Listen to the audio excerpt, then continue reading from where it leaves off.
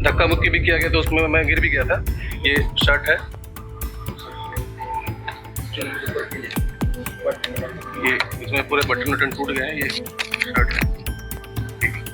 आप जमीन में गिर गए थे क्या? हाँ, धक्का मुक्की बहुत की थी, उन लोगों को मारपीट होने लगी। आप लोगों ने शिकायत दर्ज कराई कि नहीं कराई? विधायक राम कुमार टोप्पो पर आरोप लगा है कि उन्होंने अपने साथियों के साथ मिलकर नायाब तहसीलदार की पिटाई की है। नायाब तहसीलदार को अपने शर्ट दिखाने पड़ गए कि साहब देखो मैंने किस तरह से पिटाई की। और मैडम का फिर यही है कि उनका कहना है कि मैंने उनसे छेड़छाड़ की है या बदतमीजी से बात की है। बदतमीजी से बात कुछ नहीं की है, बस उनका ये कहना था कि आप मेरे से क्यों पूछ रहे हैं कि मैं कौन हूँ करके। तो हमको पूछना पड़ता है कि सुबह कोई दूसरी महिला थी, है ना, और शाम को दूसरी महिला आई थी। नायब तहसीलदार का सीधा सीधा आरोप है कि विधायक और उसके साथियों ने मेरे साथ मारपीट की। इस मामले में विधायक समेत उसके साथियों के खिलाफ 10 से ज्यादा लोगों के खिलाफ में एफआईआर दर्ज हो गई है और गैर जमानती एफआईआर दर्ज है। दोनों पक्षों के द्वारा थाने में शिकायत दर्ज कराई गई है। नायब तहसीलदार ने का ये कहना है कि उसके साथ मारपीट की गई है। बड़ा सवाल है, क्या विधायक राम कुमार टोप्पो को जेल भेजा जाएगा? क्योंकि जो आरोप लगे हैं, जो धाराएं लगाई गई हैं, वो गैर जमानती धारा है। तो ऐसे में विधायक राम कुमार टोप्पो की जेल हो सकती है।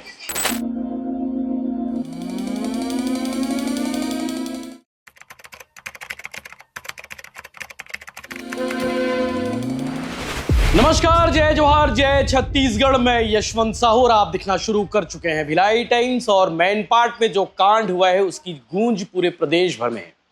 विधायक राम कुमार टोप्पो पर आरोप लगा है कि उन्होंने अपने साथियों के साथ मिलकर नायाब तहसीलदार की पिटाई की है।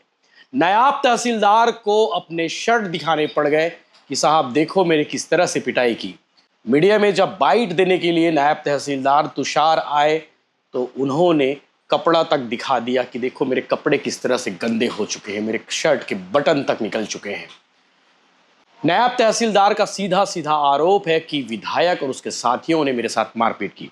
इस मामले में विधायक समेत उसके साथियों के खिलाफ 10 से ज्यादा लोगों के खिलाफ में एफआईआर दर्ज हो गई है और गैर जमानती एफआईआर दर्ज है।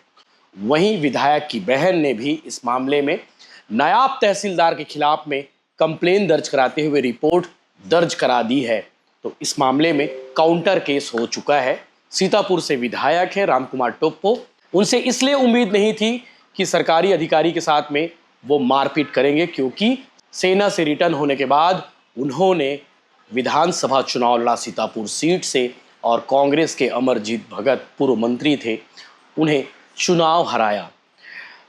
उम्मीद नहीं करते, सेना से आने वाले लोगों को हम लोग अक्सर थोड़ा सम्मान से देखते हैं कि भाई सेना से रिटायर होके आए हैं।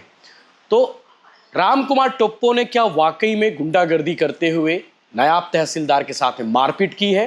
क्योंकि भाजपा की सरकार है, भाजपा से विधायक है, थोड़ा हौसला बुलंद रहता है, अपनी सरकार है, देख लेंगे। वो तो नायब तहसीलदार रिपोर्ट दर्ज कराने पहुंच गए थाने, तब ये मामला बाहर आ गया। उनके संघ ने साथ दिया नायब तहसीलदार का और पूरी तरह से एफआईआर दर्ज हो गई है। दोनों ओर से काउंटर केस दर्ज हो चुका है। इस प्रकरण को समझने के लिए थोड़ा आपको वीडियो देखना पड़ेगा कि आखिर ये पूरा मामला किस बात को लेकर है, कहां से शुरू हुआ। नायब तहसीलदार ने लगभग 4 मिनट के आसपास बयान दिया है और इस बयान में उन्होंने पूरे घटनाक्रम को समझाया है कि विधायक के लोगों ने किस तरह से उन्हें बुलाया, बुलाने के बाद एक प्रकरण के संबंध में बातचीत करनी चाहिए और प्रेशर बनाने लगे कि इस पर साइन करो, तत्काल चाहिए। वो मामला क्या है आपको आगे पूरा वीडियो देखने को मिलेगा, लेकिन घटनाक्रम आपको समझाता हूं कि इस पूरे एपिसोड में क्या कुछ हुआ है। विधायक राम कुमार टोप्पो ने क्या कहा है वो भी आप सुनेंगे, एसडीएम साहब ने क्या कहा है, कलेक्टर साहब ने क्या कहा है इस घटनाक्रम के बारे में, और साथ ही साथ अमरजीत भगत ने क्या कहा है वो भी आप सुनेंगे। लेकिन आपको घटनाक्रम बता देता हूँ पूरे एपिसोड पर क्या कुछ हुआ है। मैनपाट की राजापुर उप तहसील में सीतापुर विधायक राम कुमार टोप्पो की चचेरी बहन सीमा धनकी ने जमीन के शाख शोध पत्र बनवाने के लिए 14 मई को फाइल जमा किया था। आरोप है कि नायब तहसीलदार तुषार मानिक और बाबू कई दिनों से उनके काम के लिए चक्कर लगवा रहे थे। बुधवार यानी कि 27 मई को भी वह अपने काम के सिलसिले में उप तहसील पहुंची थी और सीमा धनकी ने आरोप लगाया कि नायब तहसीलदार तुषार मानिक से उन्होंने फाइल पर साइन करने के लिए कहा तो वे भड़क गए और कहा तुम होती कौन हो हस्ताक्षर करने के लिए कहने वाली। ये डायलॉग था तुषार मानिक का, और जाकर मैनपाट में हस्ताक्षर करा लो, ऐसा भी उसने कहा। इसके बाद उसे तहसील से बाहर करने के लिए भी कहा गया इसकी जानकारी सीमा धनकी ने विधायक राम कुमार टोप्पो यानी अपने बड़े भाई को दी। विधायक के समर्थक उप तहसील पहुंच गए। आरोप है कि शाम 6 बजे विधायक राम कुमार टोप्पो ने सीतापुर लौट चुके नायब तहसीलदार को वापस राजापुर बुलाया और नायब तहसीलदार तुषार मणिक के साथ एसडीएम फगेश सिन्हा भी राजापुर पहुंच गए और नायब तहसीलदार तुषार मणिक से विधायक राम कुमार टोप्पो ने बहन से अभद्रता व्यवहार करने को लेकर पूछा। तुषार मणिक ने कहा अभद्रता नहीं की गई है, वे तुरंत हस्ताक्षर करने के लिए कह रही थी, उन्हें कल बुलाया गया है। तुषार मणिक ने कहा कि इतना कहते हुए विधायक के समर्थकों ने उनकी पिटाई शुरू कर दी। विधायक राम कुमार टोप्पो ने उन्हें किनारे बुलाया और मारपीट की। बीच बचाव में एसडीएम फगेश सिन्हा आए, उन्हें बचाकर बाहर निकाले और पुलिस की गाड़ी में बैठकर उन्हें जाना पड़ा। नायब तहसीलदार ने आरोप लगाया कि विधायक राम कुमार टोप्पो और उनके समर्थक मारपीट करने के इरादे से ही आए थे। उन्होंने बहन के साथ अभद्रता का आरोप लगा मारपीट की, जबकि ऐसा हुआ ही नहीं है। एसडीएम फगेश सिन्हा ने अपनी गाड़ी में नायब तहसीलदार को बिठाकर अंबिकापुर के लिए रवाना हो गए। घटना के बाद सीतापुर विधायक राम कुमार टोप्पो और उनकी बहन सीतापुर पहुंचे। विधायक की बहन की ओर से थाने में शिकायत दर्ज कराई गई है और कांग्रेस ने इस पर तंज कसा है सरकार पर। कांग्रेस के प्रदेश अध्यक्ष दीपक बैज ने इसे भाजपाइयों की गुंडागर्दी बताया है। उन्होंने कहा सरकार के पास आम जनता तक पहुंचाने की कोई योजना नहीं है, इसलिए सुशासन तिहार में अधिकारियों को धमका रहे हैं, अब अधिकारियों की पिटाई तक कर रहे हैं। ये सरकार की नाकामी है, मुख्यमंत्री को जवाब देना चाहिए। अपने विधायक को जेल भेजेंगे कि नहीं, ये बड़ा सवाल है। क्या विधायक राम कुमार टोप्पो को जेल भेजा जाएगा? क्योंकि जो आरोप लगे हैं, जो धाराएं लगाई गई हैं, वो गैर जमानती धारा है, तो ऐसे में विधायक राम कुमार टोप्पो की जेल हो सकती है। पीसीसी चीफ दीपक बैज ने भी इस पर सवाल किया है। वहीं इस पूरे प्रकरण को लेकर छत्तीसगढ़ के पूर्व डिप्टी सीएम टीएस सिंहदेव ने भी कहा है कि चुनाव जीतने का अर्थ यह नहीं होता कि आप जो चाहे वो कर ले, आप जो चाहे वो कहेंगे वही होगा। इस मानसिकता से भाजपा के जनप्रतिनिधि या अन्य जनप्रतिनिधि नहीं उबर पाते। यह निरंकुश मनमानी करने का माध्यम नहीं हो सकता। इस पूरे मामले में दोनों पक्षों पर काउंटर एफआईआर हुई है। नायब तहसीलदार की शिकायत पर सीतापुर विधायक राम कुमार टोप्पो और उनके समर्थकों के खिलाफ एफआईआर दर्ज हो गई है। शासकीय काम में बाधा डालने, मारपीट समेत कई धारा लगाई गई हैं। इसमें राम कुमार टोप्पो, यूसुफ, नजीम राजा, पंकज गुप्ता समेत 10 लोगों के खिलाफ बीएनएस की धारा 221, 221(1), 132, 191(2) के तहत केस दर्ज किया गया है। वहीं एमएलए की बहन की शिकायत पर नायब तहसीलदार तुषार मणिक पर भी मामला दर्ज हो गया है। इस पूरे मामले में कलेक्टर अजीत बसंत ने क्या कुछ कहा वो भी आप सुनेंगे। साथ ही साथ एसडीएम और तुषार मणिक यानी कि नायब तहसीलदार ने उस पूरे घटनाक्रम को किस तरह से बताया है, वो पूरा आप आगे वीडियो देखिए। लेकिन सवाल अभी भी कायम है, क्या राम कुमार टोप्पो को जेल भेजा जाएगा? क्योंकि एफआईआर दर्ज हो गई है राम कुमार टोप्पो के खिलाफ। सीतापुर क्षेत्र में घटना घटी है सर, विधायक की तरफ से आरोप है कि बदतमीजी की गई, तहसीलदार का आरोप है मारपीट की गई, क्या जानते हैं? इस केस में विधायक महोदय के द्वारा पहले मुझे दूरभाष पर सूचित किया गया था कि तहसीलदार के द्वारा वहां पर दुर्व्यवहार किया गया है। तो तत्काल जो सीतापुर एसडीएम है उनको निर्देशित किया गया कि आप जाएं और वहां पर जो वस्तु स्थिति है उसको समझकर मुझे रिपोर्ट करें। और फिर उसके बाद नायब तहसीलदार और एसडीएम जो सीतापुर है उनका ये मुझे दूरभाष पे आया कि जो नायब तहसीलदार है उनके साथ मारपीट की गई है। तो फिर मैंने नायब तहसीलदार और एसडीएम को मैंने खुद यहाँ बुलाया और अपने समक्ष में सुना। मेरे समक्ष में नायब तहसीलदार ने का ये कहना है कि उसके साथ मारपीट की गई है। तो इसके बाद और जैसा ये है कि विधायक महोदय की तरफ से भी वहाँ पर थाने में कंप्लेंट दिया गया है। तो आगे इसमें जो पुलिस है वो दोनों पक्षों के शिकायतों पर जांच करके विधि के अनुसार कार्रवाई करेगी। किसने मारपीट? विधायक ने खुद मारपीट की? नायब तहसीलदार का ये कहना है, जो वहाँ पे नायब तहसीलदार पोस्टेड है, उनका कहना है कि उनके साथ जो विधायक के समर्थक हैं और विधायक महोदय हैं, ऐसा नायब तहसीलदार का कहना है कि उनके साथ मारपीट की है। इस तरह की अगर घटना घटेगी तो प्रशासनिक कामकाज कैसे होंगे, कैसे चलेगी व्यवस्था? दोनों पक्षों के द्वारा थाने में शिकायत दर्ज कराई गई है। इसके बाद पुलिस विधि के अनुसार जांच के उपरांत कार्रवाई करेगी। सर, विधायक जी बुला करके मार की घटना को दिया, प्रशासनिक अमला काफी डरा हुआ है। ये सारी बातें जांच का विषय है। जांच में ये सारी बातें सामने आएंगी कि मतलब वहाँ पर सिचुएशंस कैसे अनफोल्ड हुआ है, क्या क्या वहाँ पर हुआ है, ये सारी बातें जांच में आएंगी, जिसके बाद पुलिस उस पर विधि के अनुसार कार्रवाई करेगी। केदार कश्यप को बनाया था कि कांग्रेस गुंडागर्दी कर रही है, तो आप हक के लिए लड़ना क्या गुंडागर्दी है? तो रामकुमार टोप्पो क्या कर रहे हो? कल जो रामकुमार टोप्पो एक तहसीलदार को अपने घर में बुलाकर अपने चेम्बर में बंद करके मारते हैं, उनके कार्यकर्ता उनको पिटाई करते हैं, तो ये गुंडागर्दी नहीं है क्या? राजधानी में भारतीय जनता पार्टी के नेता पुलिस अधिकारी कॉलर पकड़ते हैं, तो ये गुंडागर्दी नहीं है क्या? क्या ये भारतीय जनता पार्टी के लिए देश हित में है क्या? मैं पूछना चाहता हूं, जिस तरह से सर आप देख रहे हैं हम लगातार ये सुशासन तैयार नहीं चल रहा है, वहां अधिकारियों को गालियां दी जा रही है, मंत्री धमका रहे, सांसद धमका रहे, विधायक धमका रहे, उसके कार्यकर्ता धमका रहे अधिकारियों को। बेचारे अधिकारी करे क्या? सरकार के पास तो कोई योजना है ही नहीं जो आम जनता तक पहुंचाए, और अब अधिकारी तहसीलदार को कमरे में बंद करके मारना, मैं समझता हूं भारतीय जनता पार्टी की नाकामी है, और इस पे मुख्यमंत्री का जवाब आना चाहिए। क्या आपके विधायक रामकुमार टोप्पो को कार्रवाई करेंगे क्या, कि खाना पूर्ति के लिए उनके खिलाफ एफआईआर कर देंगे? क्या उनको जेल भेजेंगे? मुख्यमंत्री को बताना चाहिए प्रदेश की जनता से, अगर सच्चा न्याय है, अगर मुख्यमंत्री ने निष्पक्षता का उन्होंने शपथ ली, सभी लोगों की रक्षा करने की शपथ ली, भेदभाव नहीं करने का शपथ ली, तो फिर अपने विधायक को जेल भेज के दिखाए, क्योंकि उन्होंने गलत किया है। एक प्रशासनिक अधिकारी को बंद करके मारना, ये कहां का न्याय है? मुख्यमंत्री तत्काल कार्रवाई करे ऐसे विधायक के ऊपर। ठीक है, कोई गलतियां हुई, डांट लो, चर्चा कर लो, पूछ लो, थोड़ा सा डांट लो, उससे भी तो समाधान हो सकता है। लेकिन बंद करके कपड़े फटते तक बुरी तरह मारना, और ये भारतीय जनता पार्टी का देश हित में है क्या? यही सुशासन है क्या? हम इस सरकार से पूछना चाहते हैं कि विधायक और उनके साथियों के द्वारा तहसीलदार को राजापुर या कहीं मारपीट किए हैं, और वो एसडीएम के सामने किए, तो ये तो सरासर अन्याय है।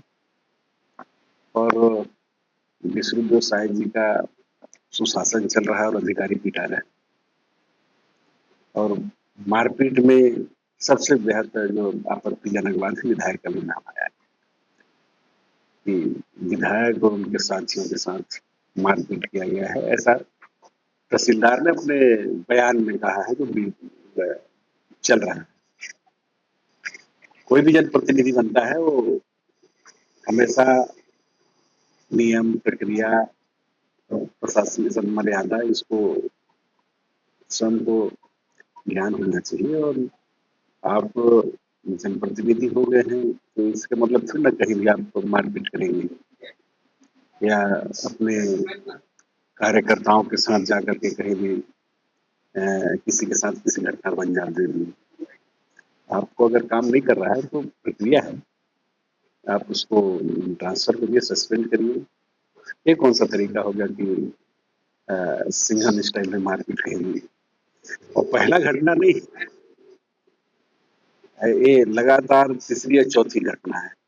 और इसमें तो सबसे मैं मानता हूँ प्रशासनिक लापरवाही, कि जब शुरू में ही घटना हुआ तो कार्रवाई आपको करना चाहिए था। कार्रवाई करने के बजाय ये लोग आपसी समझौता और रफा दफा करने पर विश्वास रखते हैं। तो अगर ऐसा करेंगे तो लोगों का हौसला बढ़ेगा, अपराध करने वालों का, जो गुंडागर्दी करने वालों का, जो शांति भंग करने वालों का, इनका मन बढ़ेगा। इसलिए अगर कहीं भी नियम विरुद्ध मारपीट, दंगड़दासी, शांति व्यवस्था भंग करते हैं तो तत्काल कार्रवाई करना चाहिए, ताकि आगे जो घटना और ना बढ़े। क्या लगता है कि अधिकारियों के मनोबल भी बढ़े कि काम नहीं करते, नहीं सुनते हैं, कोई फरियाद लेके जाता है तो? ज्यादा स्वामी भक्ति के चक्कर में सब हुआ है। अगर प्रशासनिक अधिकारी अपना स्थिति को निष्पक्ष और तटस्थ रखें तो ऐसी स्थिति निर्मित नहीं हो। लेकिन आपके साथ घटना भी हो और कोई आप इसको रिपोर्ट भी ना लिखाएं, उसमें कार्रवाई भी नहीं चाहें, बयान बदल दें, तो दूसरे को क्या पड़ी? आप एक बार नहीं 10 बार मार खाते रहिए। लेकिन अगर आपको अपना मान सम्मान और गरिमा बचा के रखना है तो अन्याय के खिलाफ कार्रवाई होना चाहिए। दूसरी तरफ बता दीजिए किस बात है, ठीक है। देखिए, आज शाम की घटना हुई है, तो बाकी अभी हमारे जो नायब तहसीलदार उन्होंने आपको अवगत कराया कि उनके कोर्ट में क्या क्या चीज़ें हुई है। शाम को 5 बजे करीब मुझे भी फ़ोन आया कि ऐसा ऐसा मामला हुआ है। तो मैंने विधायक जी से बोला भी कि भाई आप या तो ऑफिस आ जाइए या रेस्ट हाउस में क्या मामला है ना, तहसीलदार को बुला लेंगे, वहाँ पे क्या समस्या हुई इस पर बात भी कर लेंगे। तो कुछ देर बाद उन्होंने कहा ठीक है, हम रेस्ट हाउस में मिलेंगे। तो उसके बाद हम लोग रेस्ट हाउस में थे, फिर उनका फ़ोन आया कि नहीं, राजापुर में ही आ जाएगा। तो हम लोग बोले ठीक है भाई, कोई नॉर्मल बात हो सकती है, जो विधायक जी खुद हैं। तो फिर हम लोग तुषार के साथ हम लोग वहाँ पे पहुँचे। तो शुरुआत में थोड़ा सा बात हुआ, उसके बाद उनके अचानक कुछ लोग आए और तुषार को काफ़ी मारपीट करने लगे। उस बीच मैं और मेरे जो सैनिक हैं वो बीच बचाव कर रहे थे, लेकिन उनके लोग थोड़े ज़्यादा ही थे और काफ़ी ज़्यादा तुषार को चोट पहुँचाया, गिर भी गया था। उसके बाद थोड़ी देर बाद हुआ, फिर विधायक जी के द्वारा भी उसको काफ़ी मारा गया और उसके बाद फिर जैसे तैसे करके हम उसे बीच बचाव किए और उसको फिर वहाँ से रवाना किया। लगता है विधायक की इस बर्ताव से किस तरह से आप देखते हैं?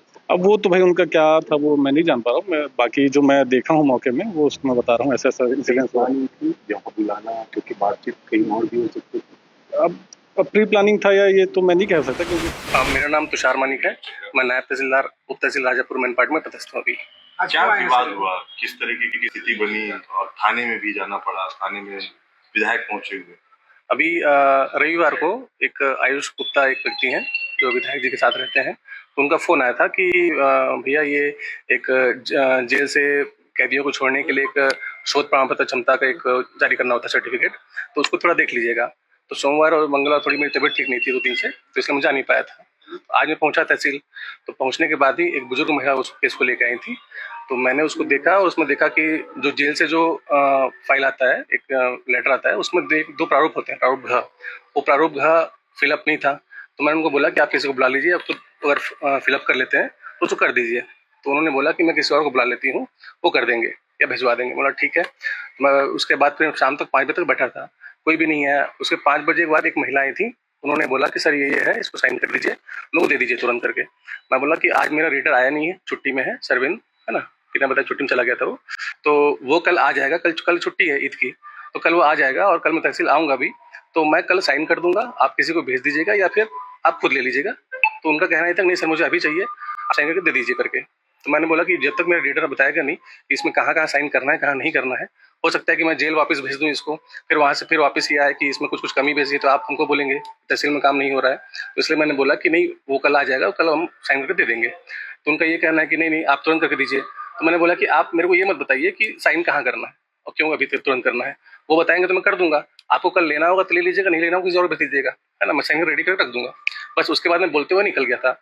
मैडम का फिर यही है कि उनका कहना है कि मैंने उनसे छेड़छाड़ की है या बदतमीजी से बात की है। बदतमीजी से बात कुछ नहीं की है, बस उनका ये कहना था कि आप मेरे से क्यों पूछ रहे हैं कि मैं कौन हूँ करके। तो हमको पूछना पड़ता है कि सुबह कोई दूसरी महिला थी, है ना, और शाम को दूसरी महिला आई थी, तो उस महिला वो मतलब एडवोकेट हैं, वकील हैं कि परिवारजनों कोई व्यक्ति हैं, तो इसलिए पूछना पड़ता है। तो उसके उनके जो आवाज है वो बेबुनियाद है।